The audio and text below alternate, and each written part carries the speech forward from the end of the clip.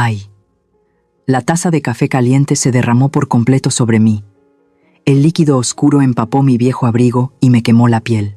El olor amargo del café me invadió, mezclándose con el perfume penetrante de la joven que estaba frente a mí.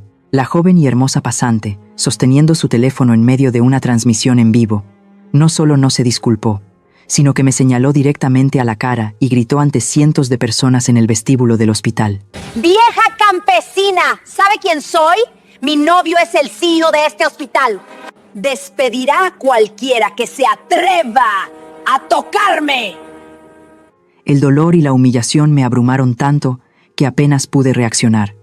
Soy Elena de la Cruz, tengo 65 años, y la historia que estoy a punto de contarles comenzó con una simple taza de café caliente, pero terminó con el colapso de una oscura conspiración dentro de mi propia familia. Todo comenzó en el momento en que me paré frente a la puerta giratoria del Hospital Internacional Santa María, apretando suavemente el rosario en el bolsillo de mi abrigo. Un mes de ardua peregrinación al santuario de Guadalupe me había quitado muchas fuerzas, pero no pudo apagar la intuición que me decía que debía venir aquí de inmediato, sin avisar, sin que mi secretaria lo anunciara. Entré en la torre blanca que mi esposo y yo habíamos construido con sangre y lágrimas, con la apariencia de una anciana peregrina pobre. El pañuelo gris ceniza que cubría la mitad de mi rostro me ayudó a mezclarme con la multitud en el gran vestíbulo. Pero la paz que esperaba encontrar en este lugar que salva vidas no existía en absoluto. En su lugar, había caos.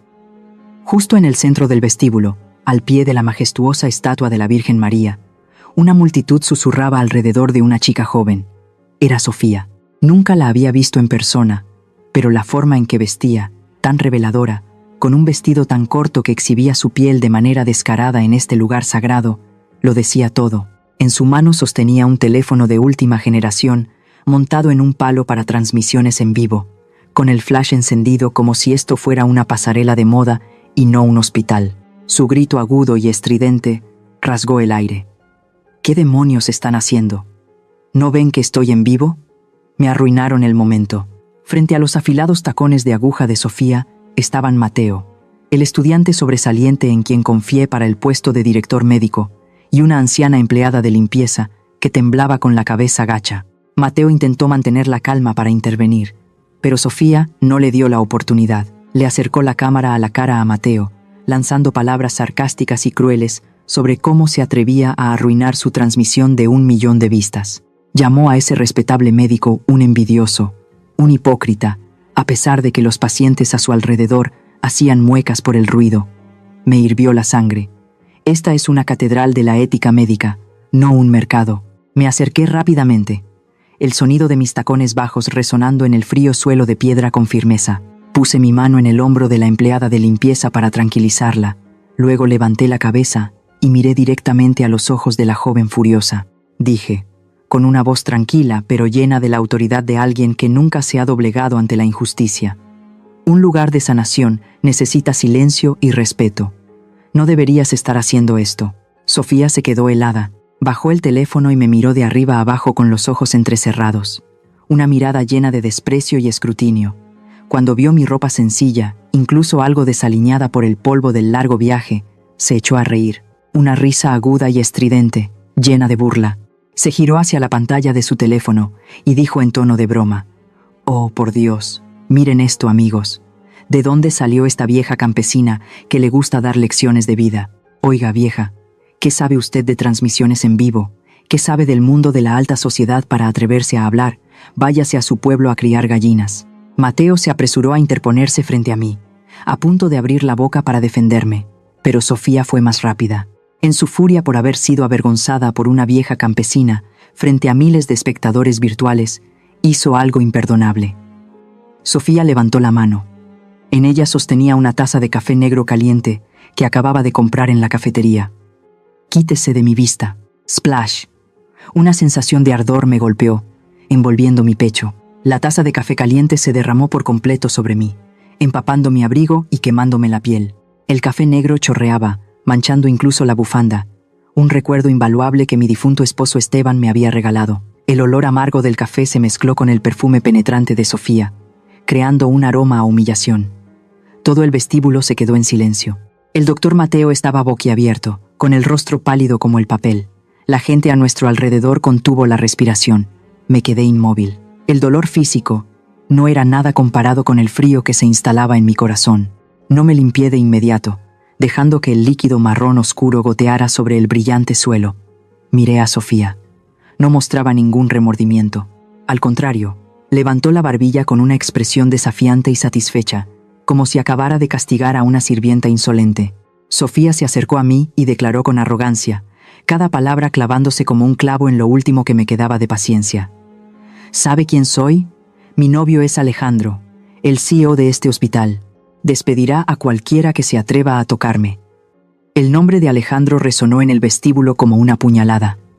Mi hijo, el hijo que traje al mundo, ahora se había convertido en un escudo para esta insolencia. Resulta que esta era la razón por la que actuaba con tanta impunidad. Resulta que el poder que le había confiado a mi hijo se estaba utilizando para tolerar el mal en el lugar que consideraba mi hogar. No dije nada. Mi silencio hizo que Sofía se sintiera aún más engreída. Pensó que tenía miedo, pero se equivocaba. Mi ira no explotó ruidosamente.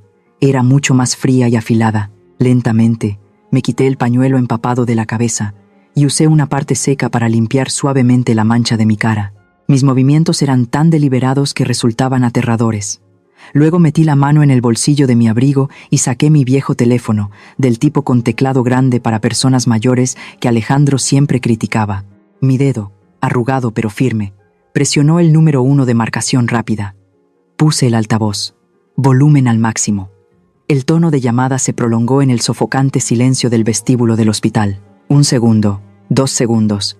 ¿Hola, mamá? La voz de Alejandro sonó, un poco somnolienta e irritada. Estoy muy ocupado. ¿Pasa algo? Sofía se quedó atónita. Sus ojos, que antes brillaban con furia, ahora se abrieron de par en par, fijos en el viejo teléfono en mi mano. Su rostro pasó de sonrosado a pálido, y luego a un blanco fantasmal. Respiré hondo, conteniendo el dolor, y mi voz resonó fuerte y clara, majestuosa, como una orden que no podía ser desobedecida. Alejandro, es mejor que bajes ahora mismo. Tu novia acaba de tirarme café encima. El largo pitido del teléfono que se había cortado pareció seguir resonando, dejando arañazos invisibles en mi corazón. A mi alrededor, las miradas curiosas seguían fijas en mí, la mujer de pie, sola, con la camisa manchada de café. Pero extrañamente, mi mente ya no se preocupaba por esa humillación. En el sofocante silencio mientras esperaba a Alejandro, mi alma se desvió hacia los días pasados. Levanté la vista hacia el techo alto, con sus magníficos candelabros de cristal, en el vestíbulo de Santa María. De repente, sentí un nudo en la garganta. ¿Quién hubiera pensado que este poderoso imperio médico, el más fuerte de México, se originó en una clínica miserable en un barrio pobre de las afueras hace 30 años? En aquel entonces, mi esposo, Esteban, y yo solo teníamos nuestras manos vacías y un corazón ardiente. Recuerdo vívidamente el olor a humedad del yeso en esa pequeña clínica.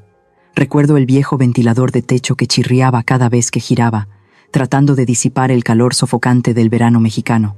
Trabajamos incansablemente. Esteban era el médico, yo era la enfermera, la contadora y también la encargada de la limpieza. Ahorramos cada peso. Nos privamos de comida y ropa para comprar cada frasco de medicina, cada vendaje para los pacientes pobres. La gente me llamaba la mano de hierro en guante de terciopelo, porque, detrás de la sonrisa amable de la esposa de un médico, yo era una mujer de acero en el mundo de los negocios. Estuve al frente, negociando con cada proveedor, despidiendo a los deshonestos y protegiendo la reputación de Santa María a toda costa. Construimos este lugar no solo con dinero, sino con honor y autoestima. Y sin embargo, hace 5 años, cuando Esteban murió repentinamente de un infarto, mi mundo se derrumbó. De pie frente al ataúd de mi esposo, juré mantener este legado, pero el dolor de la pérdida era tan grande que me sentía agotada. Miré a Alejandro, mi único hijo, que acababa de regresar de Estados Unidos con una maestría en administración de empresas. Era joven, brillante y se parecía mucho a su padre. Pensé que era hora de que me retirara, de que la generación más joven continuara con esta llama. Le entregué el puesto de CEO, con la ingenua creencia de que la sangre de Esteban que corría por sus venas lo guiaría por el camino correcto. Me equivoqué. El mayor error de mi vida no fue una pérdida de negocios, sino la indulgencia ciega de una madre. En los últimos 6 meses, mi intuición comenzó a hacer sonar las alarmas. Alejandro cambió. Ya no era el hijo devoto que siempre volvía a casa para cenar conmigo cada fin de semana. Las cenas familiares se enfriaron. La silla frente a mí siempre estaba vacía. En su lugar, había mensajes de texto apresurados diciendo que estaba ocupado, excusas triviales sobre viajes de negocios y reuniones con socios. Pero los estados de cuenta de la tarjeta de crédito que llegaban a casa contaban una historia diferente. Viajes de lujo a Cancún, fiestas de champán que duraban toda la noche, artículos de diseño caros que sabía con certeza que no eran para él. Y lo más aterrador de todo eran las firmas. Últimamente, Alejandro me traía constantemente gruesos expedientes, pidiéndome mi firma para retirar dinero del Fondo Benéfico del Corazón. Este era un fondo que mi esposo y yo habíamos creado para ayudar a niños pobres con enfermedades cardíacas, una zona prohibida que nadie podía tocar para beneficio personal. Alejandro dijo que necesitaba actualizar el sistema de resonancia magnética, que necesitaba importar nuevos medicamentos especializados. Al ver la mirada suplicante en los ojos de mi hijo, firmé. ¿Una firma de confianza o una firma de necedad?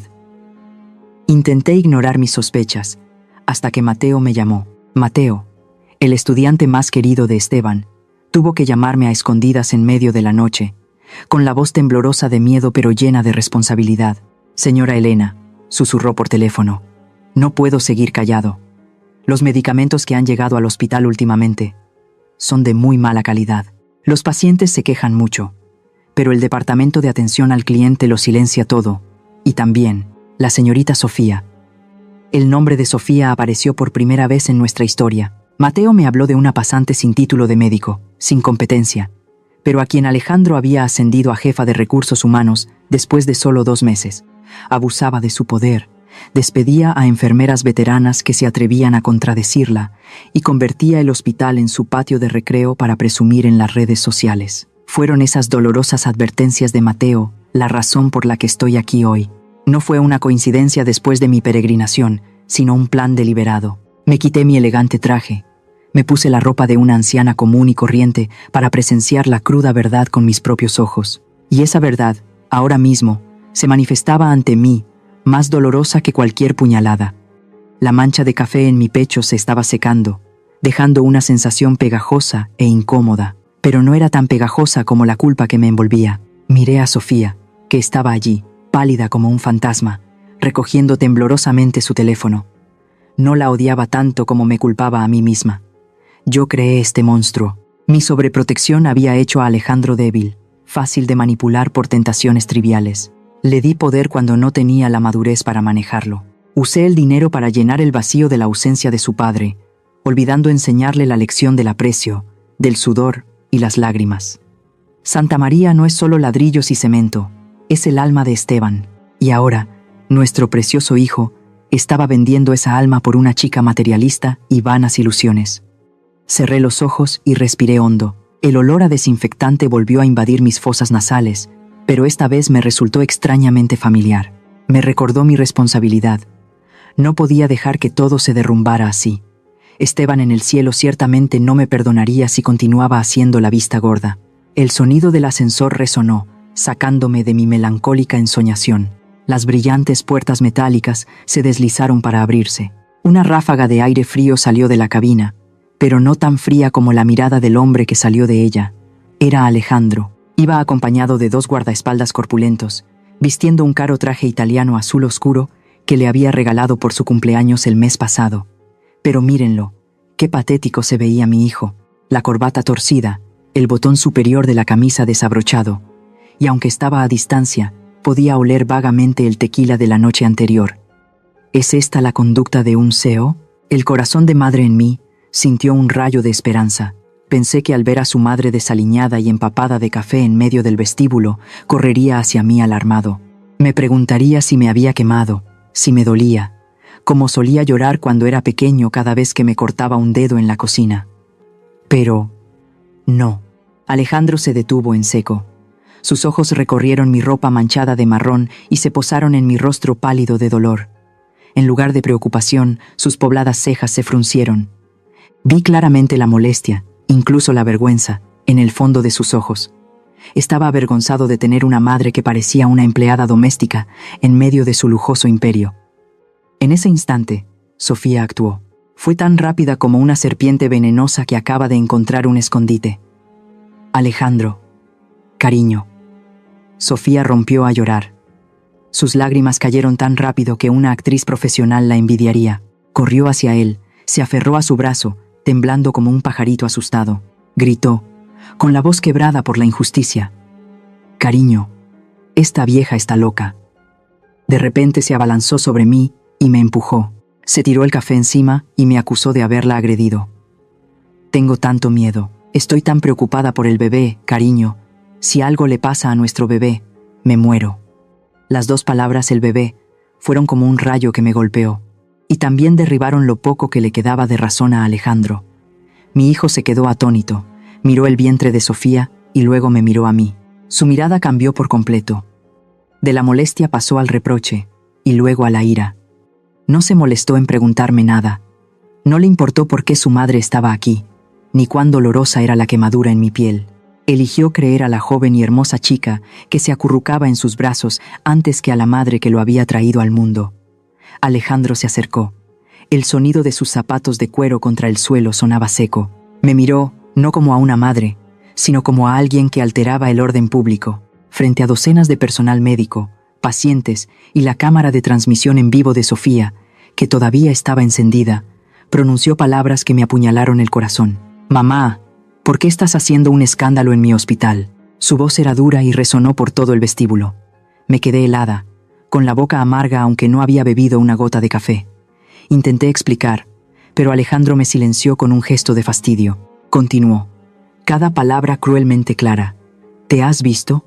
Vestida como una vagabunda, vienes aquí a armar un escándalo por una tontería. Ya estás senil. ¿Sabes que Sofía está embarazada de tu nieto?». Me quedé petrificada. «¿Senil? ¿Armar un escándalo? ¿Nieto?». Esas palabras daban vueltas en mi cabeza. El hijo que amaba, el hijo al que le había enseñado sobre la compasión y la justicia, ahora estaba frente a sus empleados para humillar a su propia madre. Miré profundamente a los ojos de Alejandro, tratando de encontrar algún rastro del niño obediente de antaño. Pero no encontré nada, solo la frialdad y la ceguera de alguien cegado por la lujuria y el poder ilusorio. Alejandro señaló hacia la entrada y ordenó con voz gélida: «Pídele disculpas ahora mismo. Discúlpate con Sofía por asustarla. Luego haré que los guardaespaldas te lleven a casa a descansar. No me avergüences más». ¿Disculparme? ¿Tenía que disculparme con la persona que me había arrojado café caliente? ¿Disculparme con la persona que había insultado al personal y me había humillado a mí? Y lo más doloroso, esa petición irrazonable salió de la boca de mi propio hijo. Todo el vestíbulo estaba en silencio. El doctor Mateo intentó intervenir, pero fue bloqueado por dos grandes guardaespaldas. Sofía se escondió detrás de Alejandro, lanzándome una sonrisa triunfante y furtiva. Sabía que había ganado. Había encontrado el punto débil de Alejandro, su vanidad y el bebé en su vientre. Mi corazón se hizo pedazos. No se rompió por los gritos, sino por la profunda decepción. Este dolor era peor que cuando el médico anunció la muerte de Esteban. Cuando mi esposo murió, sentí dolor, pero todavía tenía esperanza en mi hijo. Ahora, en este mismo momento, esa esperanza había sido extinguida por el propio Alejandro. Había elegido ponerse del lado de una extraña para pisotear el honor de su madre. Tenía un nudo en la garganta y el pecho tan apretado que sentía que iba a explotar. Quería gritar, abofetearlo para que entrara en razón, decirle la verdad sobre esa chica, pero sabía que, en este momento, todas las palabras eran inútiles. Estaba completamente manipulado. A mi edad, no espero nada más que hijos respetuosos, pero la vida no siempre es como uno desea. Me pregunto, ¿alguna vez se han sentido impotentes al ver a su hijo descarriarse por un extraño? Si alguna vez han experimentado este dolor desgarrador como yo, por favor compartan sus sentimientos en los comentarios. A veces, saber que no estás solo en tu dolor ya es un gran consuelo. De repente, dos corpulentos guardaespaldas, con gafas de sol oscuras que cubrían la mitad de sus rostros, me sujetaron los brazos como tenazas de acero. No dijeron una palabra, simplemente me empujaron en silencio hacia el final de un pasillo desierto, en lugar de hacia la entrada principal donde esperaba el coche. ¿Qué están haciendo? La salida está por allá, luché, tratando de liberar mis brazos de su agarre brutal. Pero la fuerza de una mujer de 65 años, que acababa de sufrir un shock tanto emocional como físico, No era rival para dos hombres musculosos. Me arrastraron. El sonido de mis zapatos raspando contra el suelo producía un ruido estridente y solitario en el pasillo blanco y desinfectado. Me empujaron a una habitación escondida detrás del área de la escalera. La puerta se cerró de golpe detrás de mí. El sonido de la cerradura fue seco, como un martillo clavando un clavo en un ataúd. Esta era la sala de espera de aislamiento en la planta baja, una habitación pequeña y estrecha, con 4 paredes blancas y frías, sin ventanas, solo un sofá de cuero gastado y una pequeña mesa de cristal. El aire aquí era tan sofocante y opresivo que era difícil respirar. El frío del aire acondicionado soplaba directamente sobre mí, haciendo que la mancha de café en mi camisa se sintiera helada, penetrando hasta los huesos. Retrocedí, mi espalda tocando la pared fría. La intuición me dijo que esta no era la forma normal de tratar a la madre de un CEO. Algo estaba muy mal, muy peligroso estaba sucediendo. La puerta de la habitación se abrió de nuevo. No entró Alejandro, ni el doctor Mateo. Era Carlos. Carlos, el director financiero de la corporación, un hombre de unos 40 años con el pelo engominado y una sonrisa perpetua en los labios que yo solía elogiar como distinguida. Era la mano derecha de Alejandro, el hombre en quien una vez confié la gestión del presupuesto cuando mi hijo aún era inexperto. Lo acompañaba un médico desconocido, con una mascarilla que le cubría la cara, sosteniendo un portapapeles con un expediente. Carlos no me saludó con su cortesía habitual. Entró tranquilamente, se desabrochó el botón de la chaqueta del traje, se sentó en el sofá y cruzó las piernas. Su mirada ya no tenía respeto, sino una falsa compasión mezclada con burla. «Señora Elena, por favor, siéntese. Necesitamos hablar un poco antes de llevarla a descansar». Su voz era suave y melosa, pero sonaba espeluznante. Me erguí, tratando de mantener la poca dignidad que me quedaba. «Carlos, ¿qué estás haciendo? ¿Por qué me tienen encerrada aquí?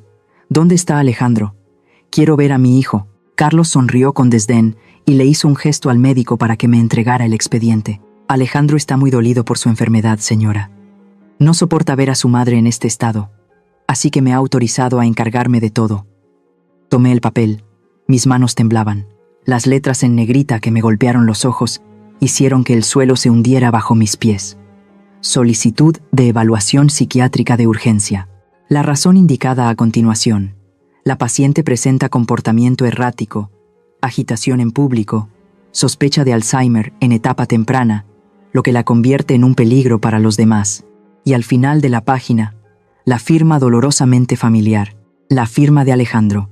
La caligrafía era algo torpe y apresurada, pero era la misma firma que le había enseñado a escribir desde que era un niño. Dejé caer el papel al suelo en estado de shock. ¿Alzheimer? ¿Comportamiento errático? Lo entendí. Todas las piezas sueltas de repente encajaron en una imagen devastadora. El altercado de Sofía en el vestíbulo no fue una coincidencia. Mi aparición hoy, aunque inesperada, había caído directamente en la trampa que habían tendido. Querían convertirme en una anciana senil, loca, para despojarme del control de mis bienes y acciones en Santa María. Alejandro, mi ingenuo hijo, había firmado la sentencia de muerte de su propia madre sin saberlo. O peor aún, lo sabía, pero lo hizo bajo la influencia de Sofía. «Ustedes, ¿cómo se atreven?», balbucié. Mi pecho se contrajo de ira. Carlos se levantó, se acercó a mí y susurró: «Señora Elena, acéptelo. A su edad, descansar es lo mejor. Vaya tranquilamente al asilo, y Alejandro y yo nos encargaremos de todo en la corporación. No se resista en vano, solo hará que la gente crea más que está loca». Justo en ese momento, sonó el teléfono de Carlos. Miró la pantalla, su sonrisa se ensanchó, volviéndose más engreída. Le hizo un gesto al médico para que me vigilara mientras él se acercaba a la puerta, pero no la cerró del todo. Se quedó en el umbral, lo suficientemente cerca para que yo pudiera oír la conversación. Contuve la respiración y escuché: «¿Hola, cariño?». La voz de Carlos cambió por completo, volviéndose coqueta y juguetona. Me estremecí. Esa forma de hablar. «Sí, ya está todo hecho. La vieja ya está en la jaula». Carlos se rió entre dientes, una risa que sonaba como el siseo de una serpiente. «Actuaste de maravilla, Sofía. Lo vi por las cámaras y no podía parar de reír. Esa caída merecía un Oscar. La sangre se me heló en las venas». «¿Sofía? ¿Carlos?», continuó susurrando, pero en el silencio de la habitación, cada palabra llegó a mis oídos con claridad. «No te preocupes, mi amor. Alejandro se lo creyó todo. Ahora está en su oficina llorando de remordimiento. Ese tonto es tan fácil de manipular. En cuanto esa vieja desaparezca del Consejo de Administración, este hospital será nuestro. Esta noche, transferiré el dinero del fondo benéfico a la cuenta secreta en Suiza para que vayas de compras. Te amo. Carlos colgó y regresó a la habitación con una expresión tranquila, como si nada hubiera pasado. Pero yo estaba petrificada de puro asco. Resulta que Alejandro no solo era un hijo ingrato, sino también la víctima más lamentable del mundo. Le estaban poniendo los cuernos. La novia a la que complacía, en la que confiaba tanto como para echar a su propia madre, lo estaba engañando con su propia mano derecha. Una alianza diabólica. Sofía usaba su belleza para seducir a Alejandro, y Carlos usaba su confianza en el trabajo para manipular las finanzas.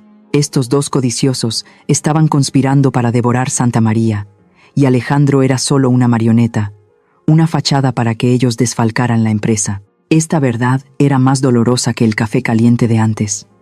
Miré a Carlos, miré su rostro hipócrita y sentí náuseas. Quería abalanzarme sobre él y arañar esa cara falsa. Quería correr a buscar a Alejandro para contarle la verdad. «¡Bastardos! ¡Son unos demonios!», grité, tratando de correr hacia la puerta. Pero el médico desconocido fue más rápido. Me bloqueó, sujetándome el hombro con una mano mientras con la otra sacaba una jeringuilla preparada de su bata. Carlos se quedó de brazos cruzados, observando con una mirada fría y sin emociones. «Inyéctela, doctor. La paciente está muy agitada. Necesita una dosis alta de sedante para que duerma bien en el camino». «No, suéltenme. No estoy loca». Luché desesperadamente. Pero la aguja fría se clavó en mi brazo.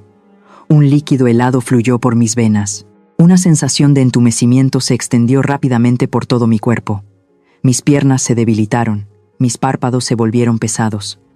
La imagen de la sonrisa burlona de Carlos se desvaneció ante mis ojos. El último pensamiento que cruzó mi mente, antes de que la oscuridad me envolviera, no fue miedo por mí misma, sino una infinita compasión por mi estúpido hijo, rodeado por una manada de lobos hambrientos. Me desperté con un dolor de cabeza terrible. Mis párpados estaban pesados y secos. Me tomó un momento poder abrir los ojos para enfrentar la realidad, pero la realidad ante mí era de un blanco espeluznante. Techo blanco, paredes blancas, sábanas blancas. No había el ruido del tráfico de la ciudad, ni el sonido familiar de las campanas de la iglesia.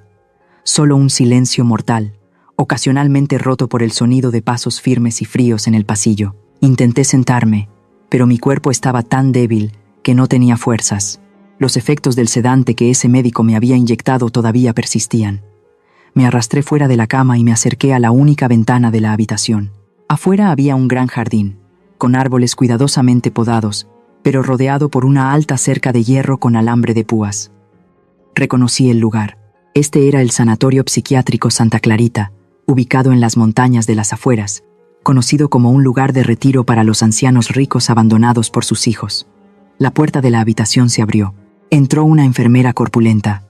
Llevaba un uniforme azul pálido y su rostro no mostraba ninguna emoción. En sus manos sostenía una bandeja con medicamentos y un vaso de agua. «Es hora de su medicina, señora Cruz». Su voz era monótona, como una máquina programada. Miré la pastilla verde opaca en el pequeño vaso de plástico. Con décadas de experiencia dirigiendo un conglomerado médico, supe de qué se trataba con solo una mirada. Clorpromacina, un antipsicótico extremadamente fuerte, utilizado para someter a pacientes violentos. Pero su efecto secundario era entorpecer la mente, dejar al usuario aletargado, incapaz de pensar, convirtiéndolo gradualmente en un cuerpo sin alma. Querían volverme loca de verdad. «No la tomaré». «No estoy enferma», dije con voz ronca. La enfermera no se sorprendió ni se enojó. Simplemente suspiró, un suspiro lleno de aburrimiento y familiaridad. Se acercó. Sus manos fuertes sujetaron mis hombros y me empujaron sobre la cama. «Todas las señoras que vienen aquí dicen que no están enfermas. Tómela dócilmente, o tendré que usar la fuerza. No se haga más daño a su viejo cuerpo». La miré a los ojos y reconocí una indiferencia aterradora. Aquí no era Elena de la Cruz, la presidenta del conglomerado médico. Solo era un número de paciente, una anciana senil desechada por su familia. Tomé la pastilla. Si me resistía, me inyectarían. Y si me inyectaban, no podría controlar la dosis. Fingí ser obediente. Me puse la pastilla en la boca y tomé un gran sorbo de agua. La enfermera me miró fijamente, esperando. Tragué el agua y abrí la boca para que la revisara. Bien. Asintió y se fue, cerrando la puerta con llave. Tan pronto como sus pasos se alejaron, corrí al baño. Me metí los dedos en la garganta y vomité con fuerza. La pastilla, que había escondido hábilmente debajo de mi lengua, salió con el ácido del estómago. Tiré de la cadena, viendo cómo el agua se llevaba ese veneno. Me senté en el frío suelo del baño, apoyando la espalda en los azulejos. Las lágrimas brotaron. No lloraba por miedo a mí misma, lloraba por Alejandro, mi pequeño hijo. El niño que se aferraba a mi falda cada vez que había truenos. El niño que prometió proteger a su madre toda la vida. ¿Dónde estaba ahora? Probablemente sentado en mi lujosa oficina, firmando documentos para vender la obra de sus padres sin saberlo. Había vendido su alma al diablo. Sofía y Carlos, esas dos serpientes venenosas, seguramente estaban celebrando la caída de mi familia. 3 días pasaron en una soledad extrema. Cada día tenía que actuar en la obra de tomar la medicina. Intentaba parecer aletargada y lenta para engañar al personal de vigilancia. Pero por la noche, cuando la fría luz de la luna se colaba por los barrotes de la ventana, era cuando mi mente estaba más clara y también más dolida. La injusticia me carcomía. Si moría aquí, ¿quién desenmascararía a esos dos? ¿Quién salvaría a Santa María? ¿Y quién salvaría lo que quedaba de humanidad en Alejandro? No podía rendirme. La sangre que corre por mis venas es la de una guerrera. Junto con Esteban, luché contra la pobreza, contra competidores feroces para mantenerme firme en el mundo de los negocios. No podía perder contra esos dos advenedizos despreciables. El instinto de supervivencia se despertó con fuerza. Empecé a revisar todo lo que tenía. Me habían quitado el teléfono. La cartera también había desaparecido. Solo llevaba puesto el holgado pijama del hospital. De repente, mi mano tocó mi pecho. Un objeto duro y frío todavía estaba allí. El rosario. Rápidamente lo saqué de mi cuello. Afortunadamente, el personal médico no lo había confiscado. Tal vez pensaron que era solo un adorno inofensivo de una anciana devota, o tenían miedo de tocar temas religiosos. Era un rosario de ébano negro brillante, con un crucifijo de plata. Un recuerdo que Esteban me regaló en nuestro 20º aniversario de bodas. En aquel entonces, nuestra corporación prosperaba, pero también atraía a innumerables enemigos y amenazas de secuestro y extorsión. Recordé las palabras de Esteban cuando me lo puso al cuello. Elena, quédatelo. Dios te protegerá, y yo también. En este crucifijo hay un secreto. Úsalo solo cuando estés en verdadero peligro. Mis manos temblorosas acariciaron el crucifijo de plata. Lo volteé. Allí, justo en la intersección de las 2 barras, había una pequeña protuberancia, casi invisible si no la tocabas con cuidado. Era el botón de activación de un chip de localización de emergencia de primera generación, alimentado por una batería de energía atómica con una vida útil de hasta 20 años. Esta señal estaba conectada directamente al dispositivo de nuestro jefe de seguridad más cercano en ese momento, Julián. Julián se había retirado hace 5 años, justo después del funeral de mi esposo. Se fue a su pueblo a criar caballos, viviendo una vida solitaria. ¿Todavía conservaría el receptor de la señal? ¿Todavía recordaría su juramento de lealtad a la familia de la Cruz? ¿O lo habría tirado? Era una apuesta con mi vida en juego. Era tarde en la noche. Afuera, el sonido de los grillos, la pálida luz de la luna iluminaba la pequeña estatua de la Virgen en el rosario. Me arrodillé en el suelo y recé. Señor misericordioso, ten piedad de mí. Por favor, deja que Julián reciba esta señal. No pido por mi vida, solo pido una oportunidad para salvar a mi hijo, para salvar lo que mi esposo dejó atrás. Respiré hondo, concentrando toda mi determinación en mi pulgar. Presioné con fuerza la pequeña protuberancia en la parte posterior del crucifijo. Un sonido muy leve, solo perceptible para quien lo sostenía. Una pequeña luz roja parpadeó por un instante y luego se apagó para ahorrar energía. La señal de socorro SOS había sido enviada a la noche infinita. Ahora, mi destino estaba en manos de Dios y en la lealtad de un viejo soldado. Me senté con la espalda contra la pared, todavía aferrada al rosario, con la mirada fija en la lejana puerta de hierro. Esperé. Aunque la esperanza fuera tan frágil como una vela al viento, esperaría. La vida puede quitarnos la libertad, pero no puede quitarnos la voluntad. Sinceramente quiero preguntar, cuando se enfrentan a la adversidad más oscura, ¿qué les ha ayudado a mantenerse firmes y seguir luchando?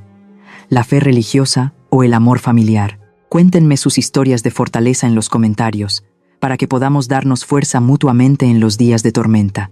La tercera noche desde que envié la señal, una tormenta tropical azotó el exterior. La lluvia caía a cántaros sobre el techo de chapa del sanatorio, creando un estruendo que ahogaba todos los demás sonidos. Los relámpagos surcaban el cielo, iluminando de vez en cuando con una luz blanca deslumbrante a través de la rendija de la ventana, proyectando sombras fantasmales de los árboles en la pared de la habitación. Me senté con las rodillas abrazadas en la cama, sin apartar la vista de la puerta. Llevaba 3 noches sin dormir. Esperaba un milagro o una sentencia de muerte, dependiendo de quién entrara por esa puerta. A las 2 de la mañana, un sonido muy suave vino de la cerradura. No era el tintineo del gran manojo de llaves que las enfermeras solían llevar en la cintura. Era el delicado roce de metal de alguien forzando la cerradura. Mi corazón latía con fuerza en mi pecho. Agarré una almohada y me acurruqué en la esquina de la pared, preparándome para luchar si era Carlos, que volvía para eliminarme. La puerta se entreabrió. Una sombra se deslizó dentro, tan sigilosa como un gato callejero. Un relámpago iluminó su rostro. Una larga cicatriz recorría su mejilla derecha, el pelo canoso cortado al ras. «Julián», exclamé, con la voz ahogada en la garganta. El viejo guardaespaldas se llevó un dedo a los labios, indicando silencio. Se acercó rápidamente a la cama. Sus ojos se entrecerraron con preocupación al ver mi estado demacrado. Julián no dijo nada. Simplemente se quitó el impermeable que llevaba y me lo puso sobre los hombros. Ese gesto fue tan cálido y seguro como el día en que vigilaba a mi esposo y a mí hace 30 años. «Señora, tenemos que irnos ahora. El turno de noche está distraído por la tormenta, pero no tenemos mucho tiempo», asentí, tratando de levantarme con las piernas temblorosas. Julián me sostuvo y me guió por el pasillo desierto. Nos movimos por las esquinas oscuras, evitando las cámaras de seguridad. En la puerta trasera, Julián ya había desactivado el sistema de alarma. Su vieja camioneta nos esperaba con el motor en marcha bajo la lluvia. Nos lanzamos a la noche. La camioneta rugió por la resbaladiza carretera de montaña, dejando atrás la torre blanca que aprisionaba almas solitarias. La lluvia golpeaba con fuerza el parabrisas. Los limpiaparabrisas trabajaban a toda velocidad, pero no podían despejar la tensión que llenaba el vehículo. «Gracias, Julián. Sabía que vendrías», dije, con la voz temblorosa por el frío.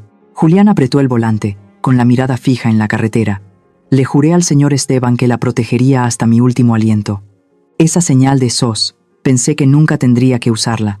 2 horas después, nos detuvimos frente a una antigua iglesia en un suburbio desolado. Era el lugar que administraba un viejo sacerdote, un amigo íntimo de mi familia. La pesada puerta de roble se abrió. La luz amarillenta de las velas se derramó, trayendo calor y el aroma relajante del incienso. Dentro, 2 hombres caminaban de un lado a otro con expresiones de extrema ansiedad. Eran Mateo y el señor Rodríguez, el abogado principal de la corporación. «Señora Elena», exclamó Mateo, corriendo a ayudarme. Miró los moretones en mis brazos por las inyecciones forzadas, sus ojos enrojecidos de ira. «Lo siento, llegué tarde», dijo Mateo con la voz quebrada. El abogado Rodríguez, el hombre que siempre mantenía una compostura fría en la mesa de negociaciones, ahora tampoco podía ocultar su emoción. Me acercó una silla y me sirvió un vaso de agua tibia. «Señora Elena, el tiempo es crucial. Hemos reunido pruebas suficientes. Necesita ver esto ahora mismo». El abogado abrió la computadora portátil sobre el altar. Mateo estaba a su lado, apretando el respaldo de la silla, como si también le doliera mostrarme la cruda verdad. Apareció el primer video. Era de la cámara de seguridad del pasillo del lujoso apartamento de Carlos. La imagen era muy clara. Sofía entraba, vistiendo solo una delgada bata de baño. Carlos abría la puerta y se abalanzaban el uno sobre el otro. Los gestos íntimos, los besos apasionados que ella le daba a él, un hombre que podría ser su tío. Aparté la vista, sintiendo náuseas, pero Mateo me tocó suavemente la mano. «Por favor, siga viendo, esto es más importante». El video cambió a una escena de Carlos y Sofía bebiendo vino. Carlos se reía a carcajadas y le daba una palmada en el muslo a Sofía. «Actuaste muy bien». El mocoso de Alejandro se creyó completamente la historia del embarazo. Sofía se reía histéricamente, balanceando su copa de vino tinto. Dijo, con un tono agudo y venenoso: «¿Qué embarazo? Si estoy tomando pastillas anticonceptivas todos los días. Solo tengo que amenazar con un aborto espontáneo, y él firma la orden de transferencia de inmediato. Ese tipo es tan estúpido. Es la gallina de los huevos de oro para nosotros. Mis oídos zumbaban. No había ningún nieto. Ninguna gota de la sangre de la familia de la Cruz se estaba formando en su vientre. Todo era una obra de teatro cruel para explotar el punto débil de Alejandro, su deseo de tener un hijo. Y hay más, señora. El abogado Rodríguez abrió otro archivo. Estos son los mensajes entre Sofía y Alejandro que extrajimos de su servidor en la nube. Me incliné sobre la pantalla. Los mensajes de texto aparecieron, cada palabra como una aguja clavándose en mi corazón. Sofía, firma la orden de transferencia del fondo benéfico ahora. Si no, iré a abortar. No quiero que mi hijo nazca de un padre sin poder. Alejandro, no, por favor. Te lo ruego. Es dinero para salvar a niños pobres. Mi madre me matará. No le hagas daño a nuestro bebé. Sofía, entonces elige.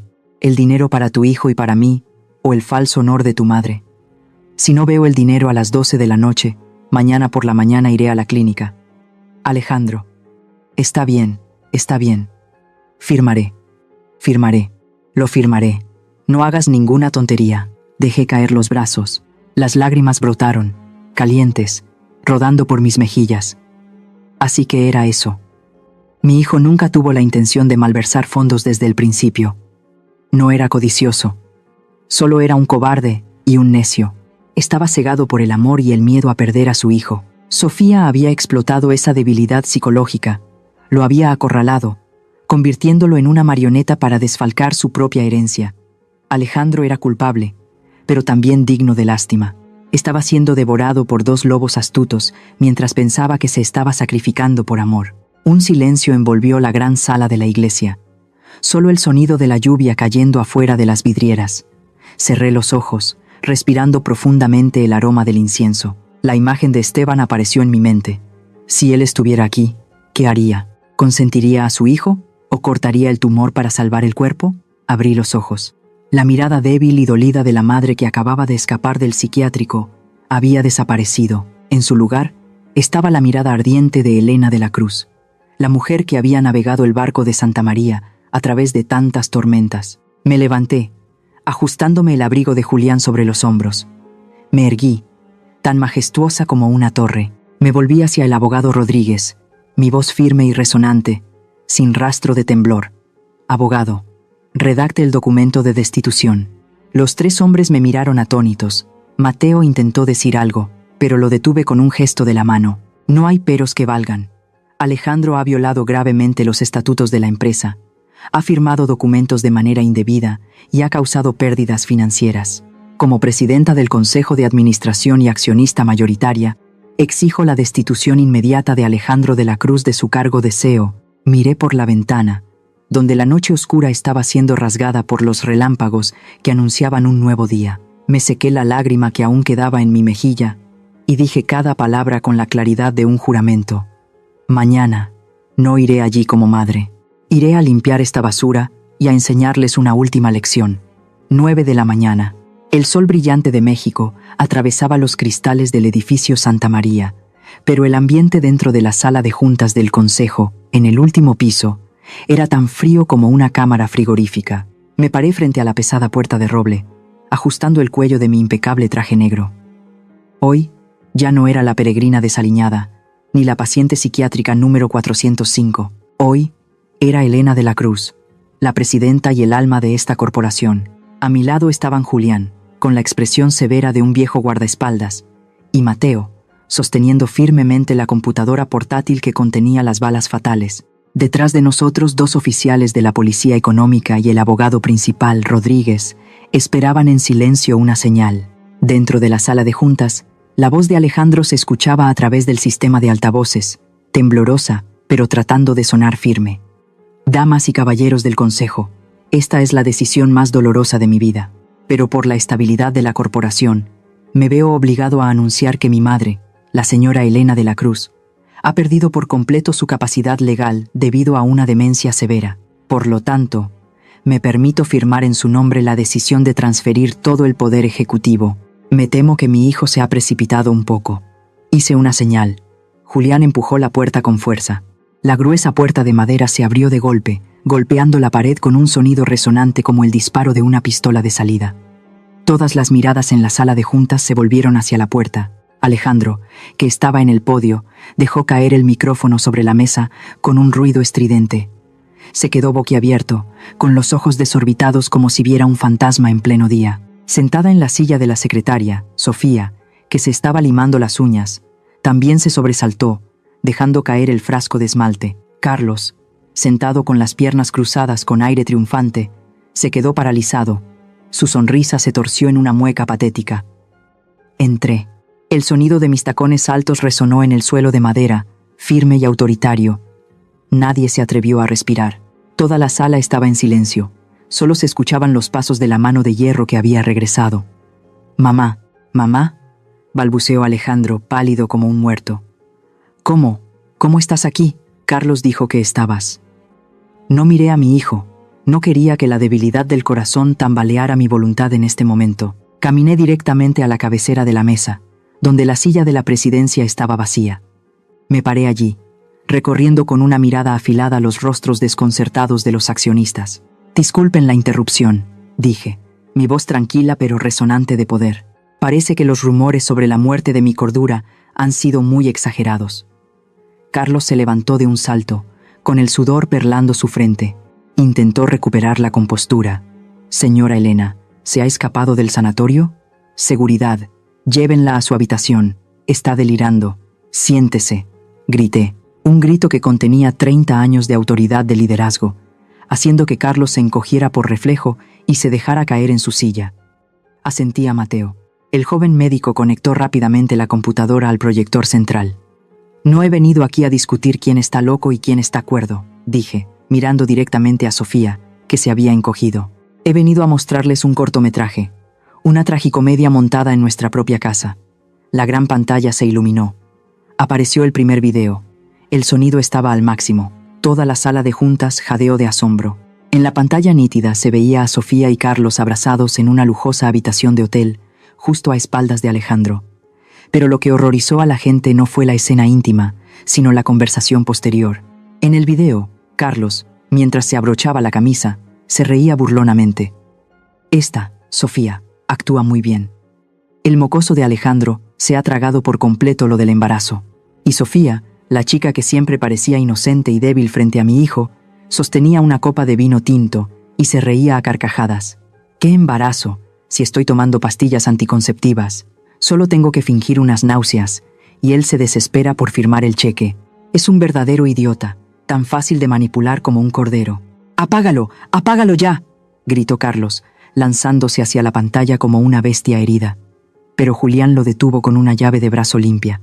Sofía gritó histéricamente, tapándose la cabeza, con el rostro blanco como un cadáver. «No, no soy yo.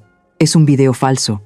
Usaron IA para incriminarme». Fríamente, indiqué que pasaran a la siguiente diapositiva. La pantalla mostró una serie de extractos bancarios, mensajes de chantaje de Sofía presionando a Alejandro para desfalcar los fondos de la empresa, y la grabación de audio de Carlos presumiendo de cómo metería a la vieja en un manicomio para apoderarse de la corporación. La cruda verdad quedó al descubierto. El ambiente en la sala de juntas explotó. Los accionistas, indignados, golpearon la mesa y señalaron a los dos estafadores. Carlos, sabiendo que no podía negarlo, se volvió contra su cómplice. Señaló a Sofía y gritó: «Fue culpa de esta mujer. Ella me sedujo. Todo el plan para sacar dinero fue idea suya. Yo solo fui una víctima». Sofía no se quedó atrás. Se lanzó frenéticamente a arañar a Carlos. «Bastardo, tú fuiste quien planeó hacerle daño a la vieja. Prometiste compartir el botín conmigo y luego echarías a Alejandro a la calle. Eres un demonio». Discutieron, se culparon, sacaron sus trapos sucios al sol. Los dos que una vez se llamaron mi amor, ahora se despedazaban como una manada de perros salvajes, peleando por la presa. Una escena grotesca y humillante en medio del solemne salón de juntas. Alejandro estaba paralizado en medio de la tormenta. Miró la pantalla, miró a la mujer con la que planeaba casarse, ahora revelada como una serpiente venenosa. Miró al tío, al mentor en quien más confiaba, ahora expuesto como un zorro codicioso. Los ojos de Alejandro estaban inyectados en sangre. El colapso de una fe ciega era más doloroso que la muerte. Me miró, con una expresión suplicante, arrepentida y de un dolor extremo. «Mamá», exclamó con la voz quebrada. Luego, como una bestia acorralada, Alejandro rugió de dolor. Se abalanzó sobre Sofía, con las manos levantadas para estrangularla. «Me engañaste. Te atreviste a mentirme sobre el bebé. Te mato, te mato». Pero la policía fue más rápida. 2 oficiales se abalanzaron, uno sometiendo a Alejandro, que había perdido el control, mientras los otros 2 retorcían los brazos de Carlos y Sofía a sus espaldas. El sonido metálico de las esposas al cerrarse resonó fríamente. Sofía lloraba desconsoladamente, suplicando a Alejandro que la salvara. Carlos mantenía la cabeza gacha, sudando profusamente, y Alejandro, al ser retenido por la policía, se desplomó en el suelo, sollozando como un niño. El sonido de su arrepentimiento tardío resonó en la vasta sala. Me quedé inmóvil. Mi rostro mantenía la expresión fría de un juez, pero mis manos, ocultas tras la chaqueta, temblaban incontrolablemente. Había ganado, había protegido a Santa María, había desenmascarado a los codiciosos. Pero, ¿por qué me dolía tanto el corazón? Miré a mi hijo arrodillado en el suelo, miré las lágrimas rodando por sus mejillas. Esta victoria tenía un sabor amargo, más amargo que el café de aquel día.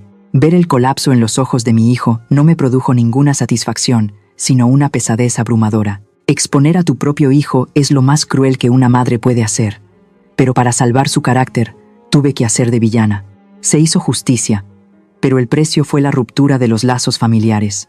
Si estuvieran en mi lugar, ¿qué habrían elegido? ¿Hacer la vista gorda para proteger a su hijo? ¿O exponerlo cruelmente para proteger lo que es correcto? Esta decisión es realmente demasiado difícil. Me encantaría escuchar sus pensamientos en los comentarios. El sonido de las sirenas de la policía resonaba desde la calle, atravesando los gruesos cristales de la sala de juntas, como el gemido de un animal herido. Sofía y Carlos habían sido escoltados. Sus gritos e insultos mutuos se desvanecieron, y luego cesaron por completo tras la puerta de roble. La sala de juntas cayó de repente en un silencio aterrador. Los ancianos accionistas negaron con la cabeza con resignación, recogieron sus papeles y se fueron uno por uno. No querían presenciar la tragedia final de la familia de la Cruz. El abogado Rodríguez se quedó en un rincón, con la cabeza gacha, incapaz de mirar directamente la escena que tenía delante.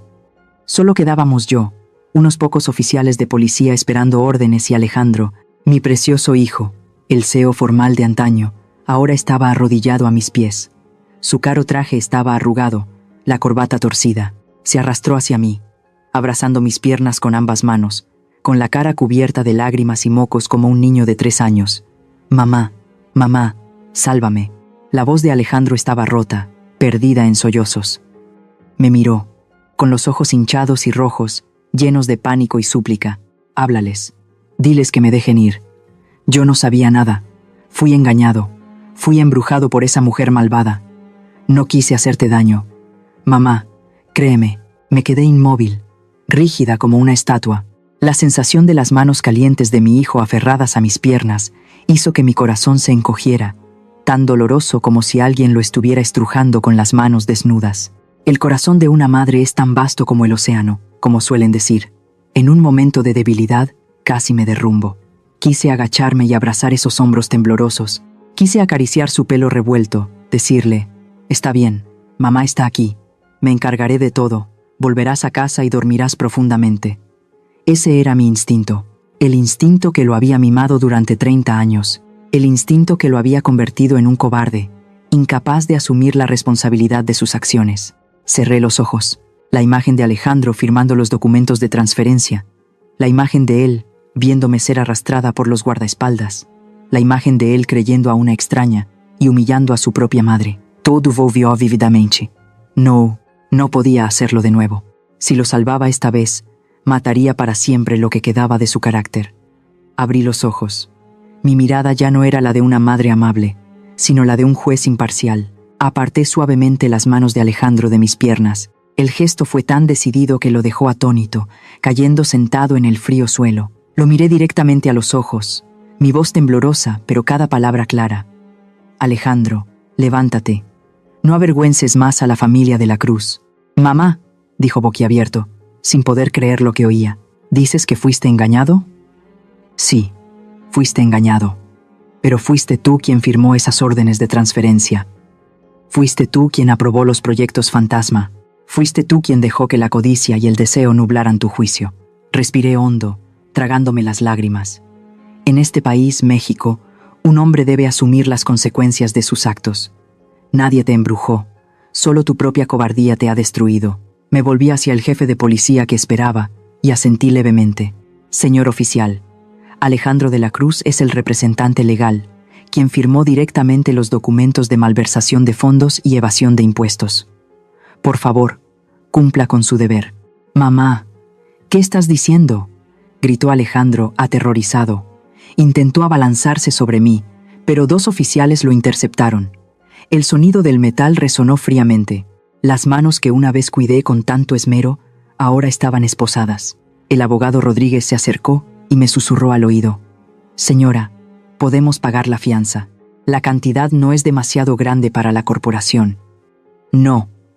Lo interrumpí con voz firme. Sin fianza. Ni un solo centavo de Santa María se usará para encubrir este crimen. Que pruebe el sabor de las 4 paredes de una celda. Que aprenda la lección que olvidé enseñarle desde niño. La lección de la responsabilidad. La policía comenzó a escoltar a Alejandro hacia la puerta. Luchó desesperadamente, volviéndose para mirarme. Su mirada ya no era de remordimiento, sino de conmoción y desesperación. «¡Mamá! ¡No me abandones! ¡Mamá!». «Tengo miedo». El grito desgarrador de «mamá» resonó en el largo y oscuro pasillo. Mi corazón se rompió en 1000 pedazos.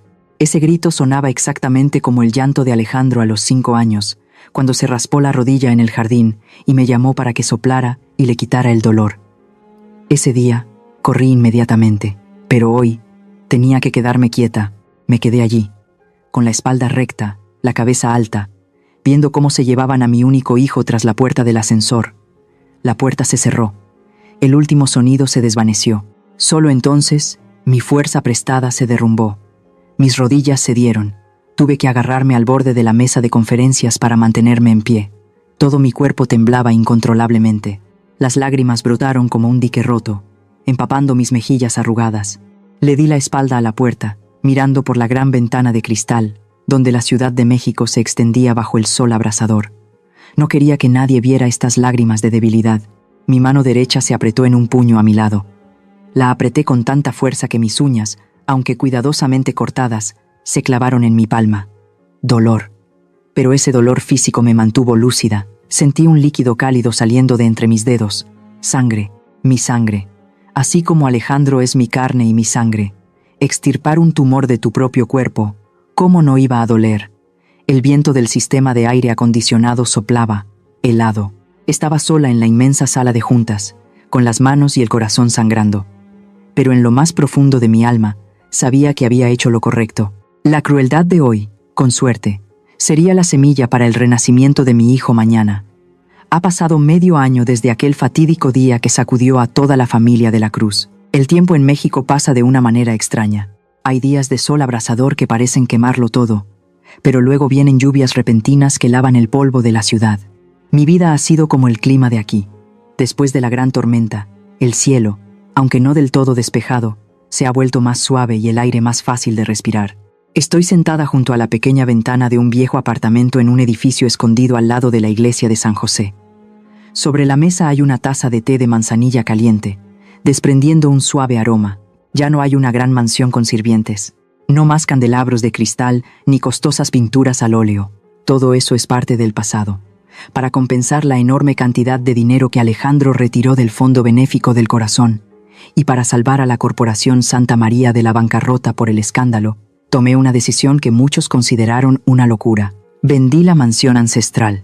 Vendí todas mis joyas, incluso las colecciones de arte que mi esposo y yo habíamos acumulado durante toda una vida. El día que firmé los papeles de la venta de la casa, mi mano no tembló. Vi cómo se llevaban las cajas de mis cosas y me sentí ligera. Resulta que cuando uno puede soltar las cargas materiales a cambio de la tranquilidad de conciencia, se siente increíblemente libre. Me mudé aquí, viviendo una vida minimalista de una jubilada de verdad. Todos los días, escucho las campanas de la iglesia, huelo las tortillas recién hechas del vecino, y siento el pulso de la vida sencilla y honesta. En cuanto a los que sembraron vientos, tuvieron que cosechar tempestades. El juicio fue rápido y justo. Con una montaña de pruebas irrefutables, Carlos recibió una sentencia de 15 años de prisión por malversación y fraude.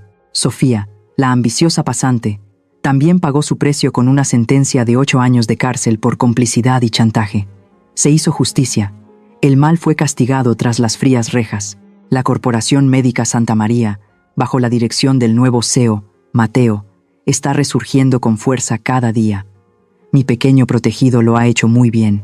No solo ha restaurado la reputación del hospital, sino que también ha ampliado los programas de atención médica gratuita para los pobres, tal como era el deseo de mi difunto esposo. De vez en cuando, Mateo pasa por aquí, me trae algo de fruta y me cuenta sobre la empresa. Al ver el entusiasmo en sus ojos, sé que mi legado espiritual está en buenas manos. Esta mañana es domingo. Me levanté más temprano de lo habitual y preparé un pequeño paquete. Hoy voy a visitar a Alejandro. Un viejo taxi me llevó a través de la ciudad hacia los suburbios desolados. La prisión de Santa Marta, Acatitla, se alzaba imponente bajo el sol abrasador, con sus altos muros de hormigón y alambradas de púas afiladas. Aquí es donde mi hijo cumple su condena de 3 años de prisión. No me registré para la sala de visitas. No quería ver a mi hijo a través de un grueso cristal, sosteniendo un teléfono negro para tener conversaciones incómodas. Tampoco estaba lista para enfrentarlo directamente, y probablemente él tampoco estaba listo para verme a mí. Le pedí a un guardia conocido que me llevara a un rincón escondido en una colina, desde donde se podía ver el patio de trabajo de la prisión. «Mire allá, él está allí». El guardia señaló hacia una esquina del patio. Entrecerré los ojos en la dirección que señalaba. Mi corazón dio un vuelco, pero luego rápidamente se calmó y latió con tranquilidad. Era Alejandro. Estaba barriendo hojas. Mi hijo, que una vez solo sabía firmar cheques y levantar copas de vino caro, ahora sostenía una tosca escoba de bambú. Llevaba el uniforme gris de prisionero y se veía notablemente más delgado. Su piel, antes pálida y de señorito, ahora estaba bronceada, más oscura y curtida. Su pelo, antes peinado com gel, ahora estaba corto y ordenado, revelando una frente alta perlada de sudor. Barría con cada pasada, lenta y rítmicamente. Chas, chas. Amontonaba las hojas caídas en pequeñas pilas, y luego las recogía cuidadosamente en una carretilla.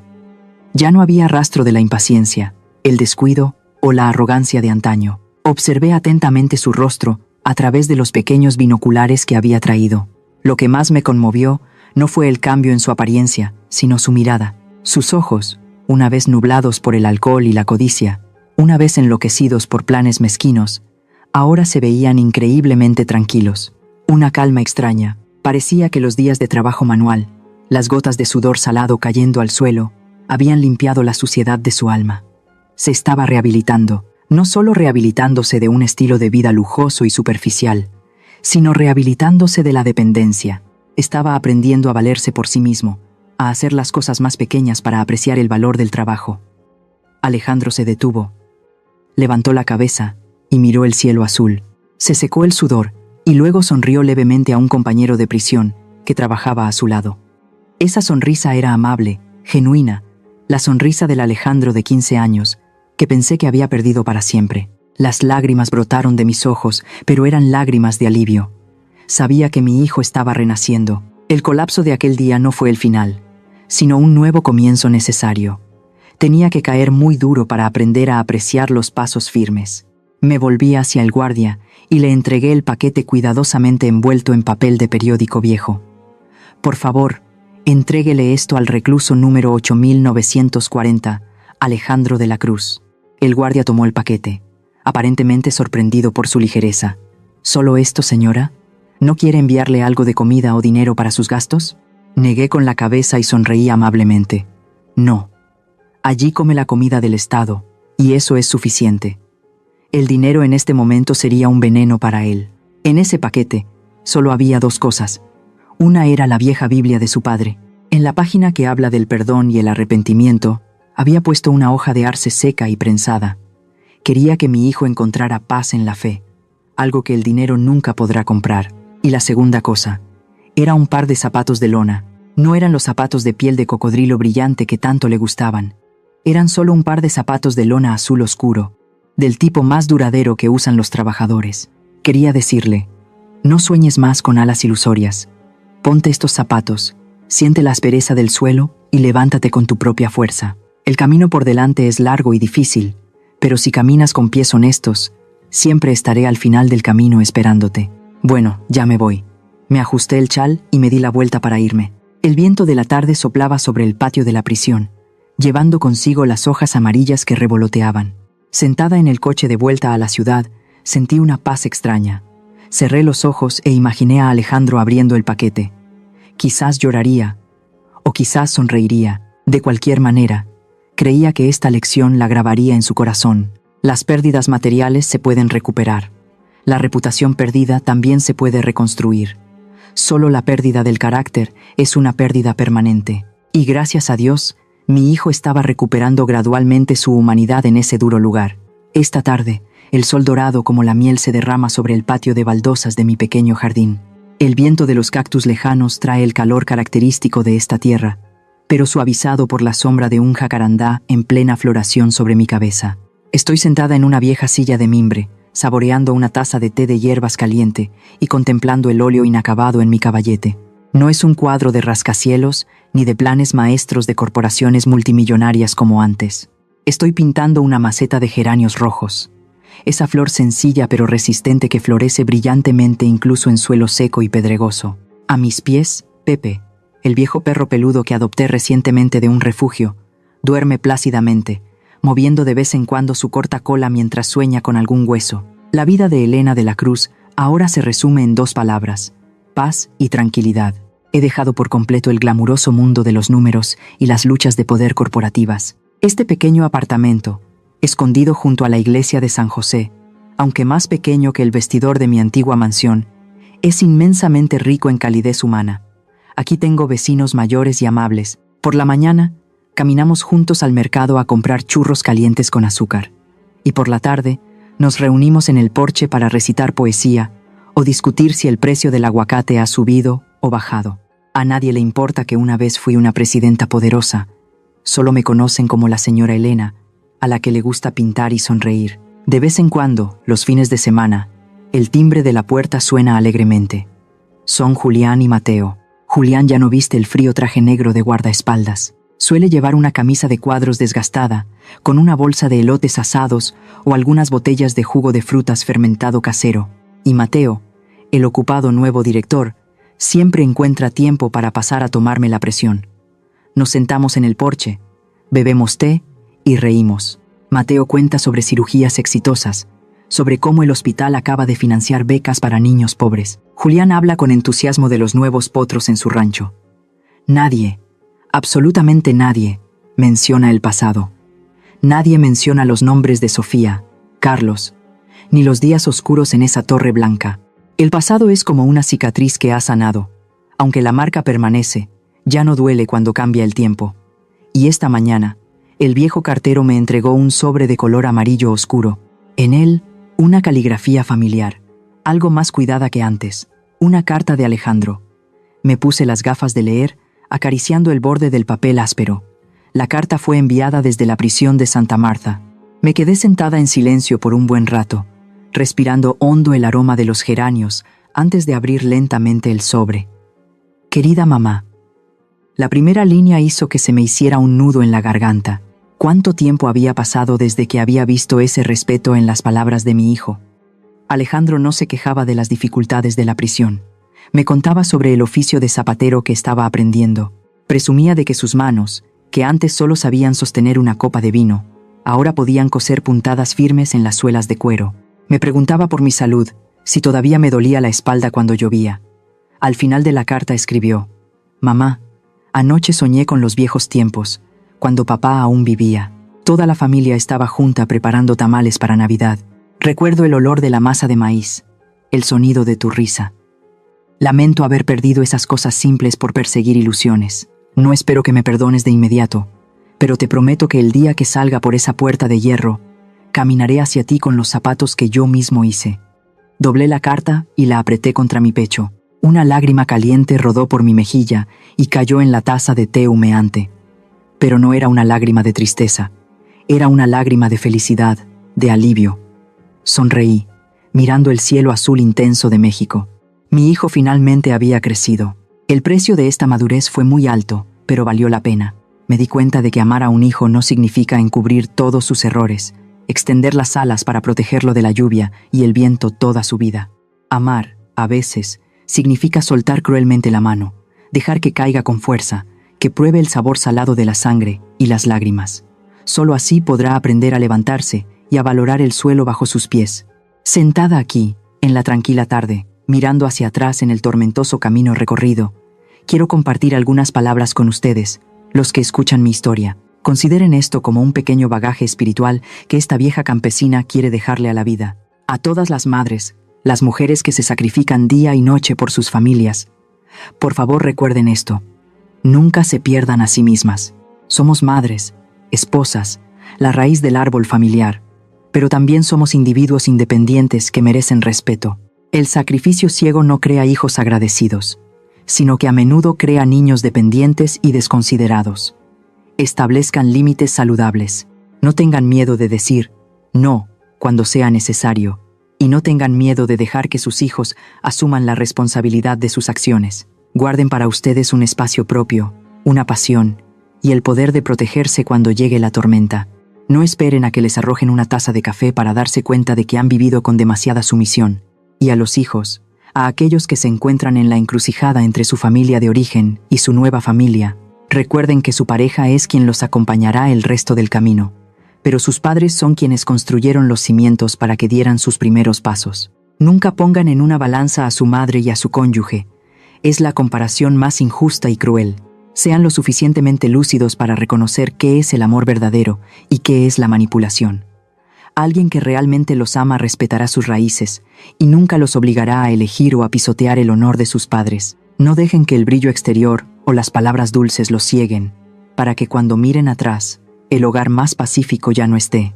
Y finalmente, tengan cuidado con la codicia. Es la termita silenciosa que carcome los cimientos más sólidos. En mi historia, la codicia de Sofía y Carlos destruyó sus carreras, pero fue la codicia y la vanidad de Alejandro lo que abrió la puerta para que el diablo entrara en casa. El dinero es un medio, no un fin en la vida. Nunca vendan su conciencia, nunca vendan sus lazos familiares a cambio de números en una cuenta bancaria, porque, cuando el telón de terciopelo se cierra, cuando las luces del escenario se apagan, lo único que queda a nuestro lado no es el dinero, sino el amor humano y la paz del alma. El sol se está poniendo lentamente detrás del campanario de la iglesia, tiñendo de rojo un rincón del cielo.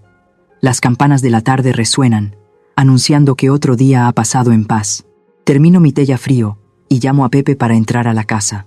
Esta vida, a pesar de todas las amarguras, es tan hermosa si sabemos vivirla de verdad. Espero que mi historia sea una pequeña luz que les ayude a iluminar su camino, para que nadie más tenga que probar el amargo sabor de una taza de café en el gran vestíbulo de la vida.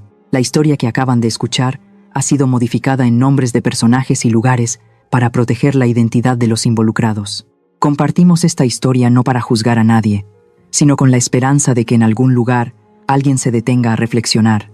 ¿Cuántas madres están sufriendo en silencio en sus propios hogares? Honestamente, me pregunto, si estuvieran en mi situación, ¿qué harían? ¿Se quedarían en silencio para mantener la paz o alzarían la voz y lucharían para recuperar su lugar? Me encantaría escuchar sus pensamientos sobre esta historia en mi canal o cualquier sugerencia que pueda ayudarnos a mejorar nuestro contenido. Dios siempre bendice a los valientes, y realmente creo que el coraje nos llevará a días mejores. En este momento, dejaré las 2 historias más populares del canal en la pantalla final. Creo que los sorprenderán. Gracias por quedarse conmigo hasta este momento. Si esta historia les llegó al corazón, denle me gusta, suscríbanse al canal y activen la campana de notificaciones para no perderse lo que viene.